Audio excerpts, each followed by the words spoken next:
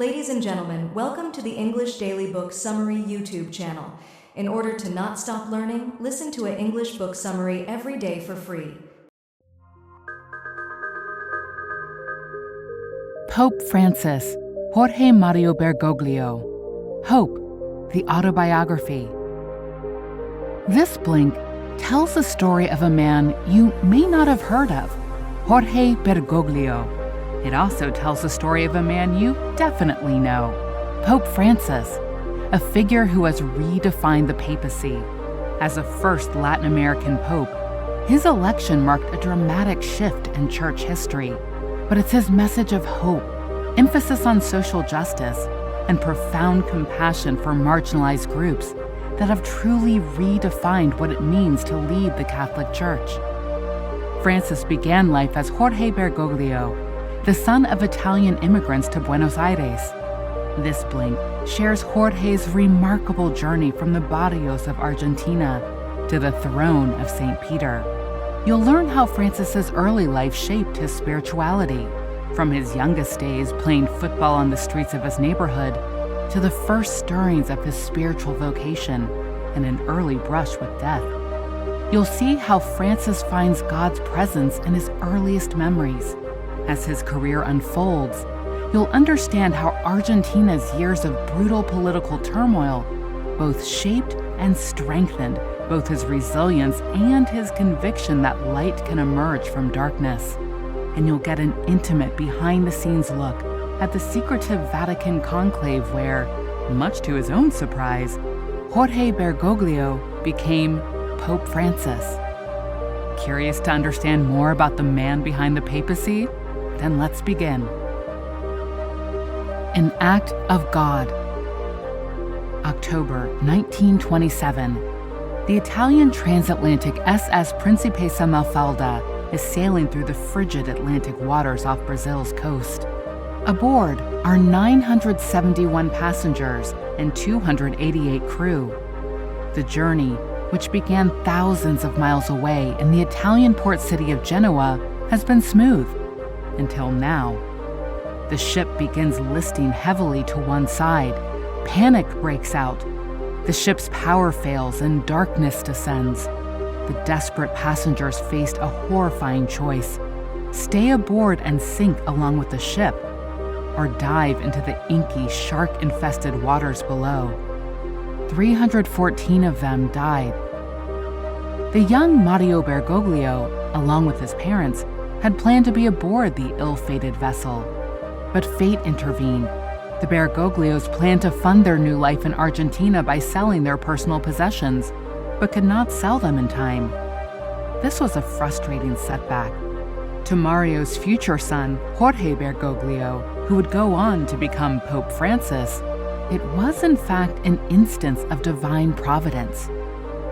4 years later, the Bergoglio family did join the great wave of Italian migration to South America. They were part of a massive exodus driven by poverty, political upheaval, and persecution under the fascist regime of Benito Mussolini. Like so many migrants, they remembered their home fondly. But as critics of Mussolini, their lives there had been marked by violence and deprivation. Their experiences would later inform Pope Francis's humanitarian stance on migration and his deep empathy for displaced peoples. His first papal visit outside the Vatican was to Lampedusa, the Mediterranean port which is a focal point of illegal migration to Europe. Francis's early life left him with a deep appreciation of roots and memory. Equally, as Pope, he draws on his immigrant childhood to champion the dignity of migrants and the displaced. Humble beginnings. 531 Calle Membrillar in the Flores neighborhood of Buenos Aires, in a modest single-story house with 3 bedrooms, is where Jorge Bergoglio lived from ages 2 to 21, along with his parents and 4 siblings. The unassuming house was always crowded, full of activity and lively discussion. This atmosphere was mirrored in the streets outside. Flores in the 1930s and 40s was a working-class barrio with a large immigrant population. Jewish families from Odessa shared streets with Turkish, Syrian, and Lebanese Muslims who still carried passports from the old Ottoman Empire. Within a few blocks of Calle Membrillar were some of the most significant landmarks in Jorge's early life: the dye works where his father kept the books, his grandparents' homes, and the Colegio Nuestra Señora de Misericordia, where he attended nursery school. The streets were his playground. Along with the other neighborhood children, Jorge played football with the ball made of rags. Leather was far too expensive. During Carnival, the streets would explode with life, and Jorge joined the costume revelers, once even dressing with his sister, him as a groom and her as a bride. As Pope, Francis carries his Argentine childhood with him. He is still a football fan and views it as a powerful force for unity. He credits his commitment to multiculturalism and interfaith dialogue to the vibrant neighborhood he grew up in. But the most profound legacy of his childhood? His advocacy for the poor and marginalized. Poverty and desperation were a fact of life for many Flores residents. Francis remembers one of the neighborhood sex workers, known as La Porrota, who was well known by the whole barrio. Years later, when Jorge Bergoglio was auxiliary bishop of Buenos Aires, he had a phone call from an old acquaintance, La Porrota herself. He invited her to the bishop's palace, where she told him how, like Mary Magdalene, she had given up sex work and devoted herself to caring for other sex workers. Jorge performed a special mass for the sex workers of Buenos Aires and blessed them. When La Porrota fell ill, Jorge performed her last rites. He still prays for her on the anniversary of her death every year, a small gesture that encompasses his vision for a truly inclusive church. The calling. Before he was a priest, a bishop, a cardinal, or the Pope, Jorge Bergoglio was a teenage boy in Buenos Aires with all the normal preoccupations of adolescence.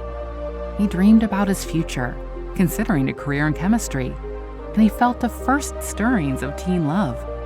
But in the back of his mind, he felt called towards God. The decisive moment came on September 21st, 1953, the Day of the Student, a holiday where young people traditionally celebrated the arrival of spring with outdoor picnics. Jorge had planned to meet friends for an afternoon celebration after a morning spent running errands for his mother.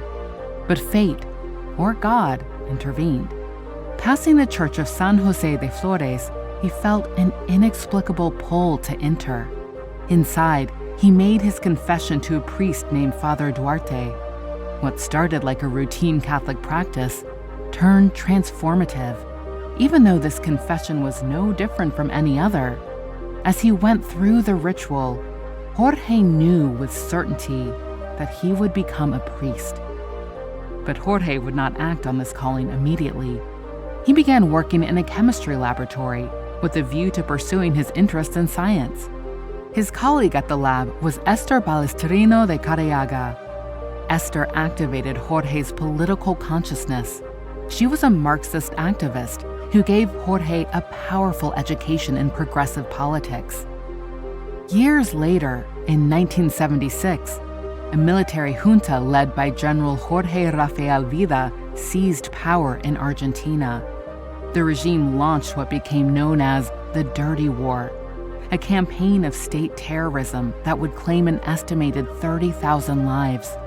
The victims, known as desaparecidos, or the disappeared, included students, workers, journalists, and anyone suspected of leftist sympathies. They were kidnapped and often tortured in secret detention centers.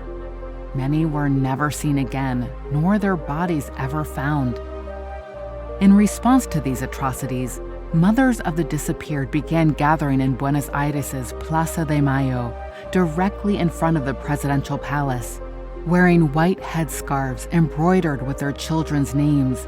These women, including Esther, whose daughter and son-in-law were both kidnapped, defied the regime's ban on public gatherings by walking silently in pairs. Their movement became a powerful symbol of resistance against state terror. During this period, like his mentor Esther, Jorge engaged in his own form of resistance. He was now a priest, and using his priest credentials, helped people through military checkpoints. He even kept subversive literature hidden on seminary grounds. When Esther became a target, he hid her Marxist library. Despite these efforts, she was kidnapped in 1977 and became one of the disappeared. Her remains were not identified until 2005. Using his priesthood to smuggle dissidents to safety and shelter banned books, Francis lived out his conviction that spiritual devotion and social justice were inseparable, that the Church's true role was to be a force for concrete hope in the face of state terror. Yet some Church officials were complicit with the regime. As Pope, Francis has acknowledged the Church's failures during this period. After he was elected to the papacy, he ordered the Vatican archives should be open to researchers studying the Church's role in the Dirty War. His own experiences during this dark time contribute to his emphasis on the Church's obligation to stand up to state terror and systemic evil. A priest for the people. In 1956, Jorge Bergoglio answered his spiritual calling and entered a Jesuit seminary. The Jesuits, a Catholic religious order of priests and brothers bound by special vows, are known for their intellectual rigor, missionary work, and dedication to education. At seminary, he would immerse himself in theology and scholarship. But in 1957, a flu epidemic tore around the globe. Jorge fell ill. As his condition worsened, he was rushed from seminary to hospital, where doctors realized he was critically unwell. They performed an emergency endoscopy that drained 1.5 liters of fluid from his lungs. Multiple surgeries followed to repair lung damage and remove cysts, leaving him with a permanent reminder of the fragility of life. Returning to seminary, Jorge wrestled with uncertainty. His brush with death had left him more ready than ever to embrace life, in all its messiness and hardship. He began to question whether he was really suited to the solitary life of a seminarian. He left the seminary in Buenos Aires and went to Córdoba, a city at the foothills of the Sierras Chicas. Here, he joined 20 other novice priests.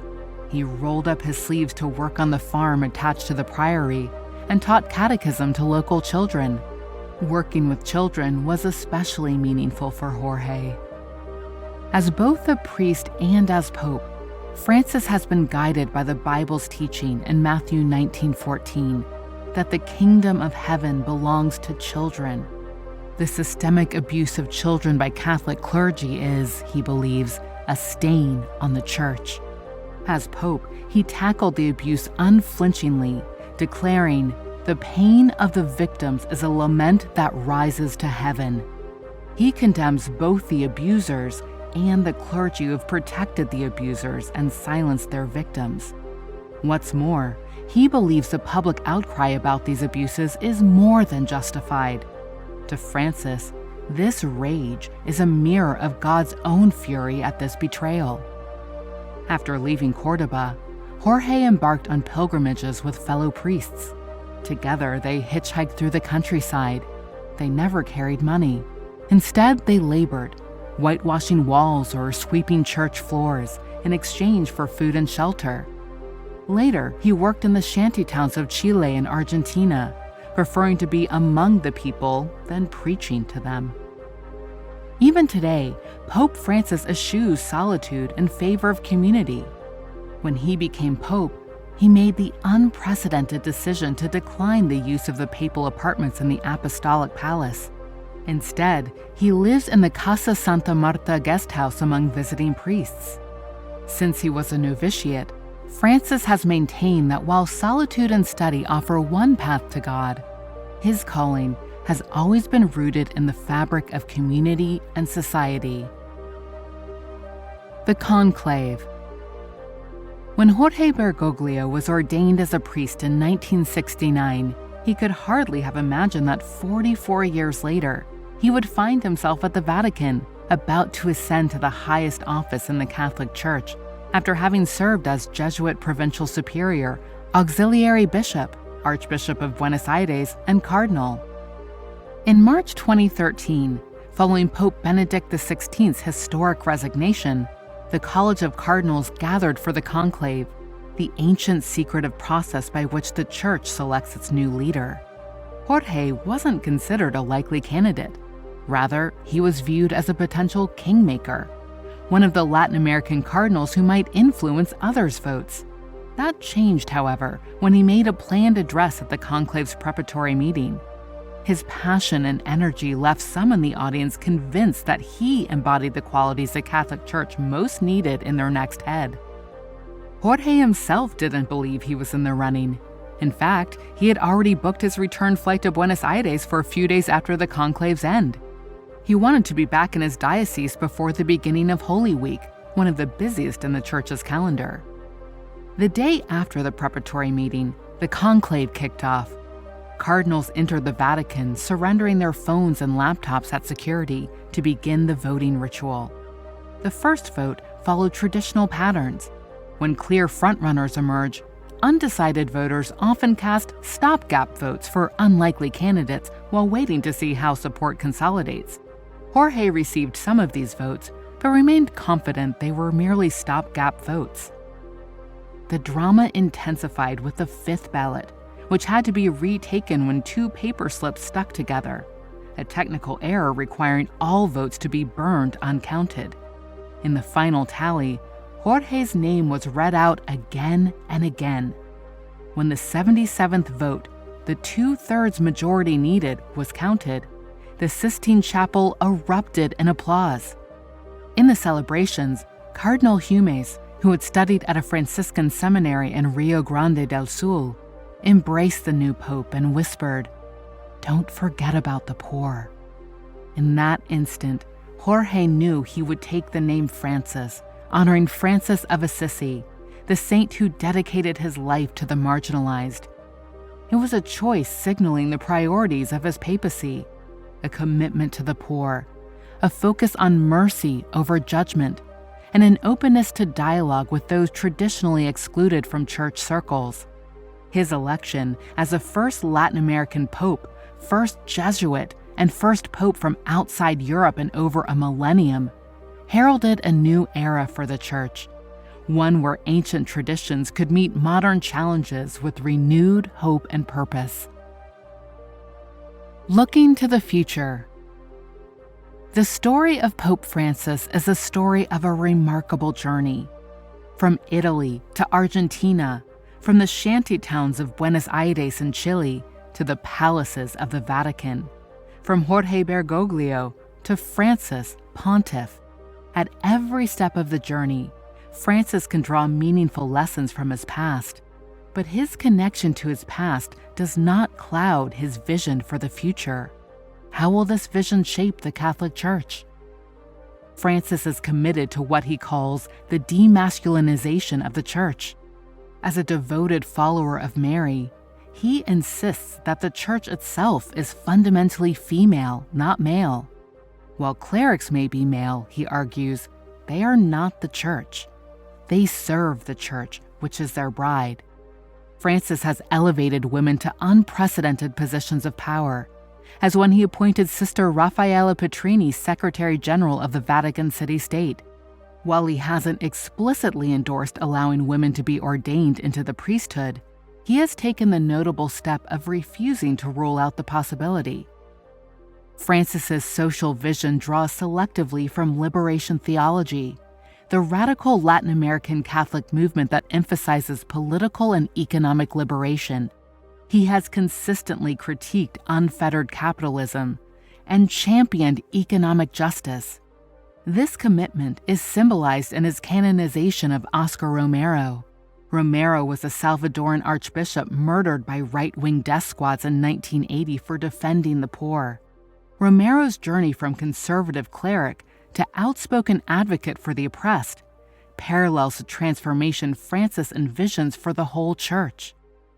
Francis has already modernized the Church in numerous ways, relaxing rules around communion for divorced Catholics, taking a more pastoral approach to LGBTQ+ individuals, emphasizing environmental stewardship as a religious duty, and streamlining Vatican bureaucracy.